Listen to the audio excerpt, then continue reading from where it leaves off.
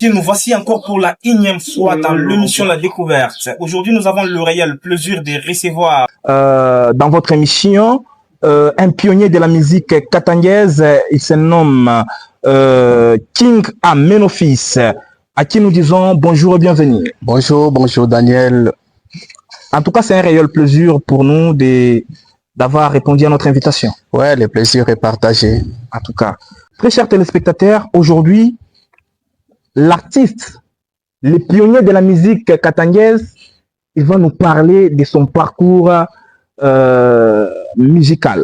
Vous allez le découvrir et ça vous fera énormément plaisir. Cher artiste, ouais. Aujourd'hui nous sommes avec vous. Ouais. Et nous sommes très contents de vous rencontrer après un long moment. Ouais, sûrement. Bon, je suis content aussi de vous rencontrer après un long moment. J'avais fait une pause pour la musique, pour des questions personnelles. Ok. Ben, là, on est en train de signer le comeback, donc on revient petit à petit avec des nouveaux sons et tout, et on travaille sur ça. En tout cas, c'est un réel plaisir de l'entendre de votre propre bouche. Est-ce que vous pouvez nous parler de vous? En fait, King Amenofis, c'est un artiste louchois, qui a commencé la musique il y a très très longtemps. Je ne saurais pas dire quand j'ai commencé la musique parce que la musique je suis né avec. J'ai commencé à chanter trop petit, donc je dirais que la musique m'a choisi dans les entrailles de ma mère. Il y a plusieurs années que j'ai commencé, donc je ne saurais pas vous dire, mais j'ai commencé par faire des concerts dans des promos scolaires et tout, et j'ai interprété la musique étrangère. Après, j'ai commencé à composer mes propres chansons. C'est dans les années 2000 que je suis devenu artiste professionnel. Waouh, wow. Dans les années 2000. Ouais. Donc, si nous comptons très bien, aujourd'hui, ça fait déjà 25 ans. Ouais. Waouh, waouh. Donc, on a raison de vous appeler pionnier de la musique katangaise. Voilà, vous êtes pionnier de la musique katangaise, pour ne pas dire légende. Mais ça fait belle lurette que vous avez disparu sur la scène musicale. Est-ce que vous avez cessé avec la carrière musicale pour embrasser d'autres choses, ou bien vous avez juste mis une pause cantassée? En fait, c'est juste une pause. C'était juste une pause de quelques années, mais on n'a pas abandonné. Même quand on était en pause, on chantait. On n'était pas sur les médias, mais il y a quand même des invitations par-ci par-là où on répondait. On était toujours sur scène parce que la musique c'est dans les veines, il n'y a pas moyen de lâcher. C'est par rapport à d'autres préoccupations qui avaient pris le dessus par rapport à la musique. Maintenant, comme on est en train de se libérer petit à petit, on revient. Donc c'est un peu ça. Sinon, la musique, c'est dans les veines. On est venu, on a commencé la musique, mais il y a des gens quand même qui ont commencé avant nous, qui nous ont donné le goût de faire aussi ce que nous faisons aussi. Il y a des gens comme les MC Calais, il y a des gens comme Colin Boys, il y a des gens comme des King Menes et Anek et tout le monde, Caïman et tous ces gens-là qui nous ont donné le goût de la musique et tout. En tout cas, qu'est-ce que vous attendez de la musique congolaise en général? Sûrement, ce que nous attendons, c'est l'industrie musicale. Comme pour l'instant, il y a beaucoup d'artistes et les artistes se produisent et la plupart des artistes ne se retrouvent pas dans ce qu'ils font. Nous attendons que l'industrie musicale s'installe aussi dans notre pays, comme ça s'est installé dans beaucoup de pays africains, comme au Nigeria, au Côte d'Ivoire et partout ailleurs. Restez scotché pour découvrir de belles choses. Parce que l'artiste est là, ça fait belle lurette qu'on attendait en fait sa musique de partout. Il nous a expliqué, donc il n'a pas mis fin à sa carrière musicale. C'est justement une pause. Et bientôt, il va se relancer. Voilà, c'est un peu ça. Vous, en tant que pionnier de la musique katangaise, au-delà de tout, qu'est-ce que vous attendez de l'État? En fait, l'État a sa responsabilité de promouvoir la culture, parce que le hip-hop congolais, c'est aussi une partie patrimoine national que l'État doit soutenir. L'État doit créer des structures. Il y a les ministres de la culture qui doivent s'impliquer de promouvoir la culture en général. C'est pas seulement la musique et autre chose.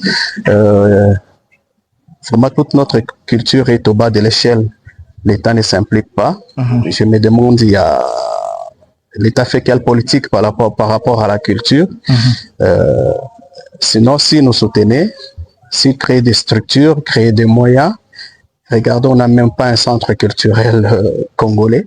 Il n'y a même pas des festivals et tout. Donc, la culture est vraiment en berne.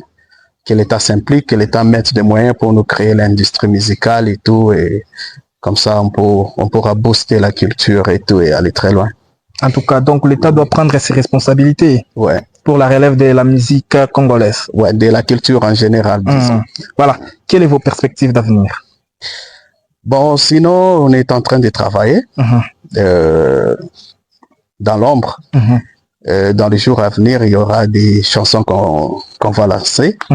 Sinon, dans l'avenir, j'aimerais être producteur. J'aimerais être producteur et créer mon propre label qui pourra produire d'autres artistes et tout. En tout cas. Et nous sommes sûrs et certains que avec le travail dont vous êtes en train de fournir, ça va aller. Ouais, sûrement, Dieu aidant, ça va aller. En tout cas, nous osons espérer que ça va toujours aller. Citez-nous maintenant 5 artistes katangais qui font bien leur travail et qui font la fierté de la musique katangaise. En fait, il y a beaucoup d'artistes. Je ne peux pas énumérer tout le monde, mais je peux donner quand même quelques noms qui me viennent en tête rapidement. Bledouza. Ouais. Ouais, il y a des artistes comme Infapa. Il y a des artistes comme... il y a un artiste que j'aime bien, mais je ne le vois plus. Il y a Malcolm X. Il y a Kaiser Chief. Il y a RG. RG Kanye. Ouais. C'est pas que des rappeurs, hein. Ouais, il y a mon gars sur MJOE. MJOE. Ouais, il y a Jokizi aussi. Ce sont des gens avec qui on s'est battu pour donner la forme à cette musique. Ouais. Et je salue MC Kale aussi et Jacuzzi. En tout cas, il y a Naxigel. En tout cas, la Queen là. En tout cas, j'ai dépassé 5. Hein?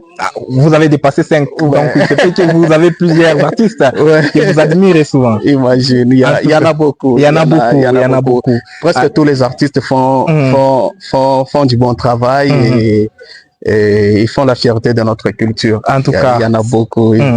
C'est un plaisir vraiment. Est-ce que la musique katangaise a évolué depuis votre époque jusqu'au jour d'aujourd'hui? Ça a évolué.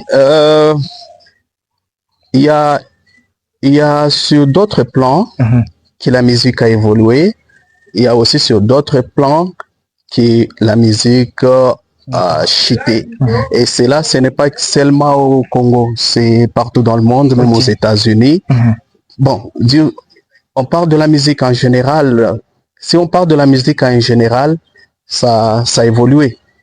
Mais si on parle du rap, partout dans le monde, les rap a chuté. Parce que le rap à l'origine, c'était pas comme ça est maintenant. Le rap de sa base, c'était une musique de revendication. Parce que le rap a vu les jours aux États-Unis. Le rap est né du culture hip-hop aux États-Unis dans les années 70. Dans les années 70. Ouais. Avec les esclaves, et bon, disons des Noirs américains qui revendiquaient leurs droits d'égalité. Les rap, comme les mots le disent, c'est frappé. C'est en anglais, tout rap, hein, c'est frappé. Comme les mots le disent, ça commence aux États-Unis et les gens revendiquaient leurs droits. C'était une musique, à la base, c'était une musique socio-politique. où les gens pouvaient revendiquer leurs droits et tout. Donc c'était de la musique engagée. Mais après, les rap a mité vers l'Europe dans les années 80, avec les groupes comme Assassin et IM en France. Avec cette influence de la colonisation, les rap a commencé à miter vers l'Afrique dans les années 90. Et ça gardait toujours les mêmes rythmes, ça gardait toujours les mêmes rythmes et tout, les mêmes règles. Jusqu'en Afrique, c'était toujours une musique des revendications et tout. Et après, après ça commence à changer. Ce n'était plus les rap conscients. Ça commence à prendre la tendance de l'amusement. Quand ça commence à prendre la tendance de l'amusement, du coup, ça commence à perdre la forme. Alors c'est partout dans le monde, c'est pas seulement en Afrique ou au Congo que les rap est mort et tout. Donc c'est partout dans le monde que les rap a mité. Ok. Ouais. Partout dans le rap a mité. Maintenant c'est devenu une musique dansante. C'est devenu une musique de fête et tout. Ce n'est plus une musique de revendication comme avant. Il y a peu d'artistes au moins qui sont dans le rap engagé et tout. Maintenant, c'est plus dans les rap alternatives. Ok. Ouais. Alors, si on prend dans ce cadre-là, on peut dire que non, les rap achetés de ce côté-là. Mais maintenant, quand on prend, parce que quand on a commencé la musique ici à Lubumbashi, il n'y avait qu'une chaîne de télévision. Il n'y avait pas de réseaux sociaux. Il y avait que la RTNC. Et c'était difficile de faire la promotion d'abord à cette époque-là. Et tout. Et il y avait pas beaucoup d'artistes comme maintenant. Maintenant, on peut organiser une fête et on peut jouer que la musique locale. Ce qui ne se faisait pas avant. Avant, il fallait jouer la musique étrangère et tout. Donc, il n'y avait pas assez d'artistes. On n'avait pas de studio parce qu'on a commencé on a tracé les chemins. En tout cas, on a tracé les chemins. Ce n'était pas facile. Ce n'était pas facile. Oui. En tout cas, toutes nos sincères félicitations à vous. Ouais. Et raison pour laquelle nous appelons pionniers de la musique, parce que vous avez à travailler durement pour que la musique arrive où nous en sommes avec aujourd'hui. Ouais, merci beaucoup, je suis vraiment ravi. Je suis ravi vraiment parce que là on est content. On luttait vraiment pour que la musique puisse prendre la forme. Voilà. Et ça a pris la forme. Ouais, il y a beaucoup d'artistes qui se sont battus.